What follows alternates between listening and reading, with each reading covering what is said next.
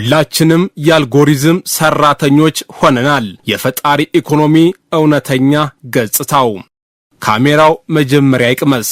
ከ10 ዓመታት በፊት ካሜራው መጀመሪያ ይቅመስ ዘ ካሜራ ኢትስ ፈርስት የሚለው አባባል በአቮካዶ ቶስታቸው ላይ በሚመጻደቁ ኢንፍሉዌንሰሮች ላይ የሚሰነዘር ቀልድ ሊሆን ይችላል። ዛሬ ግን ይህ አባባል ሕይወታችን እንዴት ጥግ ድረስ እንደተራቆተ ማሳያም ሆኗል። ራት፣ ጽዳት፣ የሕይወት ወሳኝ ምዕራፎች፣ ሌላው ቀርቶ ሐዘን እንኳን ሳይቀር ለሕዝብ ፍጆታ የሚታሸግ ሸቀጥ ሆኗል። የምንኖረው ግላዊነት ወደ ንግድ ዕቃነት በተቀየረበት ዓለም ውስጥ ነው። መኖርና ፖስት ማድረግ መካከል ያለው ልዩነት ብዙውን ጊዜ የመብራት አቀማመጥ ብቻ በሆነበት ዘመን ላይ እንገኛለን። የፈጣሪ ኢኮኖሚ ክሬተር ኢኮኖሚ መነሳት በግል ሕይወትና በይፋዊ ትወና መካከል የነበረውን መስመር አደብዞታል። በአንድ ወቅት የግል ጉዳይ የነበረ ነገር የእርግዝና ምርመራ ውጤት፣ የልጅ የመጀመሪያ የትምህርት ቀን አሁን የብራንድ ይዘት ብራንድ ኮንተንት ሆኗል። ለብዙ ፈጣሪዎች ቅጽበቱ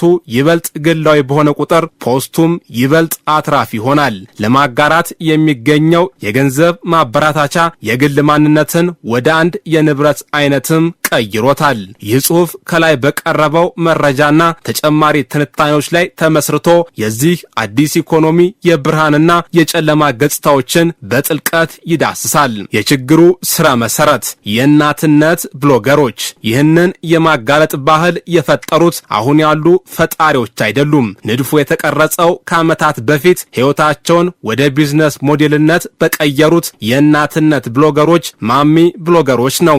እነሱ የቤተሰብ ሕይወትን የእናትነትን ውጣ ውረድና የልጆቻቸውን እያንዳንዱን እርምጃ በመመዝገብ የመጀመሪያውን የግላዊነት ንግድ መሰረት ጣሉ። ችግሩ ግን ያኔ በዳይፐር የነበሩት ልጆች ዛሬ አድገዋል። እነዚህ በኦንላይን ያደጉ ልጆች አሁን ድምጻቸውን እያሰሙ ነው። የልጅነት ትዝታዎቻችን እንዴት ገንዘብ መስሪያ ይዘት ሆኑ ሲሉም እየጠየቁ ነው። የእነሱ ምቾት ማጣት ትልቅ ማስጠንቀቂያ ነው። እጅግ በጣም ግላዊ የሆኑ ተሞክሮቻችንን ወደ ህዝባዊ የጉልበት ስራም ቀይረናል። ሸርቲንግ ማጋራትና ወላጅነት የሚለው ቃል የወላጆችን የማጋራት መብትና የልጆችን የግላዊነት መብት መጋጨት የሚያሳይ አዲስ የስነ ምግባር ቀውስ ሆኖ ብቅ ብሏል። የማይታየው አለቃ የአልጎሪዝም አገዛዝ።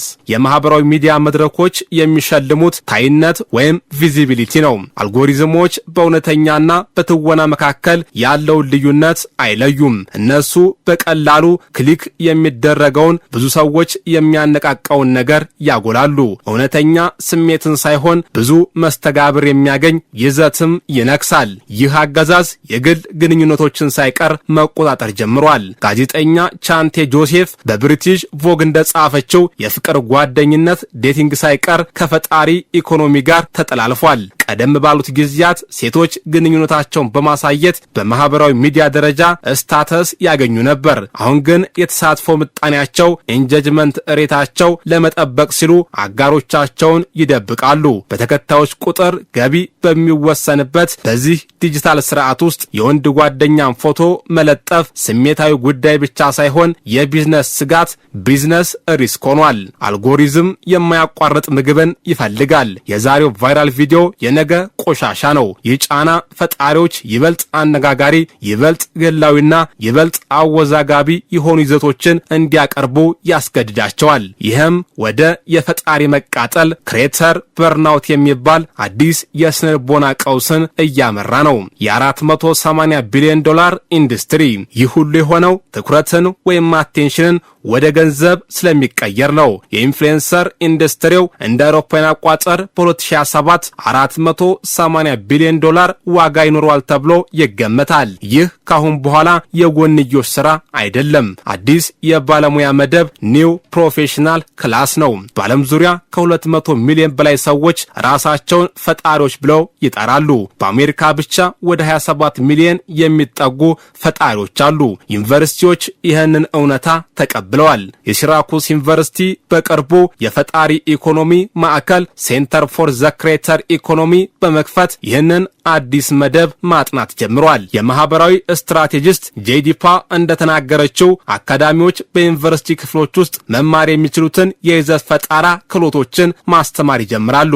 አንዴ እነዚህ ተማሪዎች ወደ እውነተኛው ዓለም ከወጡ በኋላ ፕሮፌሽናል የይዘት ፈጣሪዎች መሆን ይችላሉ። የ1% ህልምና የ99% እውነታ። የዚህ ኢንዱስትሪ ማስታወቂያ ፈጣሪ ስራ ፈጣሪዎች ክሬተር ፕረነርስ በመባል የሚታወቁት ጥቂት ስኬታማ ሰዎች ናቸው። እነዚህ ሰዎች ቪዲዮ ከመለጠፍ አልፈው ግዛቶችን እየገነቡ ነው። ለምሳሌ ሚሼል ፋን በዩቲዩብ የመዋቢያ ትምህርቶችን በመስራት ጀምራ የውበት ምዝገባ አገልግሎት የሆነውን ኢፒሲና የራሷን የመዋቢያ መስመር ኤሚ ኮስሞቲክስን በጋራ መስርታለች። ጃኪ አይናም የኦንላይን ተከታዮቿን በመጠቀም በሴፎራ የሚሸጠውን የቅንጦት ሽቶ ብራንድ ፎርበር ሙድን አስጀምራለች። የነሱ የስኬት ታሪክ ታይነት ቪዚቢሊቲ ላይ ለተገነባው ኢኮኖሚ እንደ ምርጥ ተሞክሮ ይቀርባሉ። ግን እውነታው ይህ ነው። ከጎልድማን ሳክስ የተገኘው መረጃ እንደሚያሳየው ከፈጣሪዎች መካከል በዓመት $100,000 በላይ የሚያገኙት 4% ያህሉ ብቻ ናቸው። ለአብዛኞቹ ፈጣሪዎች ገቢያቸው በጣም ዝቅተኛ ነው። የቢቱቢ ፈጣሪ ኤጀንሲ መስራች የሆኑት አኒሻ ላል በሱ ስር ያሉ የሊንክዲን ኢንፍሉዌንሰሮች በመጀመሪያዎቹ 6 ወራት ውስጥ ከ$20,000 እስከ $25,000 እንደሚያገኙ ይናገራሉ።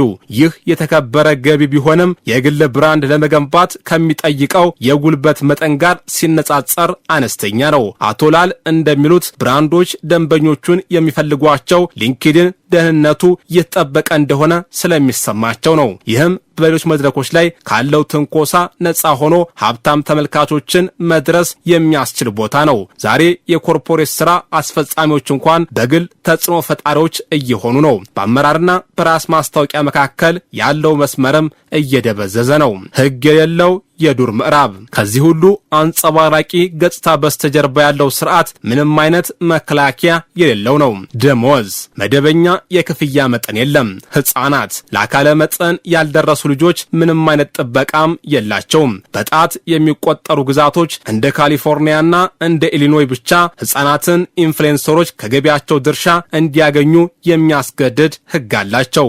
ዘር ተኮር ልዩነት፣ ዘር ተኮር ኢፍትሐዊነት አሁንም ቀጥሏል። ጥቁር ፈጣሪዎች የባህል አዝማሚያዎችን ካልቸራል ትሬንድን የሚመሩ ስራዎችን ቢሰሩም ከነጭ አቻዎቻቸው ያነሰ ገቢን ያገኛሉ። ስንጥቆችም በግልጽ እየታዩ ነው። ብራንዶች በአወዛጋቢ ጉዳዮች ምክንያት ሽርክናቸውን ሲሰርዙ፣ ለምሳሌ ሁዳ ቢዩቲ የዘር ስድብን ተከትሎ ከኢንፍሉዌንሰር ሁዳ ሙስጠፋ ጋር የነበራትን ግንኙነት ማቋረጧ የሚፈጠረው ውድቀት የመላው ስርዓቱን የሞራል አለመረጋጋት ያጋልጣል። ጸሐፊ ቪክተር ኪዩኒየል ቮንስ ጁኒየር መጽሔት ላይ እንዳስቀመጠው የአንድ ብራንድ ውበት በማሸጊያው ላይ ሳይሆን በመርሆች ላይ ነው።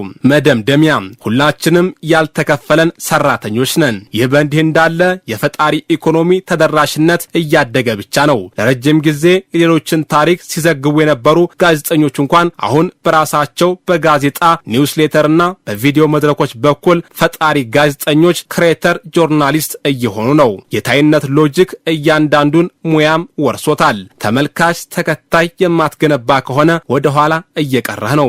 ችግሩን መፍጠር ክሬሽን በራሱ አይደለም። ችግሩ በዙሪያው ያሉ መድረኮችና ፖሊሲዎች በምላሹ ምንም አይነት ጥበቃ ሳያቀርቡ የማያቋርጥ መጋለጥን መሸለማቸው ነው። መረጃዎቻችን ገንዘብ ይሰሩበታል፣ ግላዊነታችንም ይሸረሸራል። እናም በማጋራትና በመስራት መካከል ያለው መስመር ይጣፋል። የማህበራዊ ሚዲያ መድረኮች ለተጠቃሚዎቻቸው መረጃና ጉልበት ካሳ መክፈል እስኪጀምሩ ድረስ ሁላችንም በትኩረታችን ላይ በሚደረገው በዚህ $1 ትሪሊየን ኢንዱስትሪ ውስጥ ያልተከፈለን ሰራተኞች ሆነን እንቀጥላለን። ስለዚህ ምናልባትም ጸጥተኛው አመጽ በጣም ቀላል ሊሆን ይችላል። በሚቀጥለው ጊዜ ምግብ ሲቀርብሎት ምናልባትም መጀመሪያ እርሶ ይቅመሱ፣ ስልኮን ደግሞ ገልብጦ ያስቀምጡ።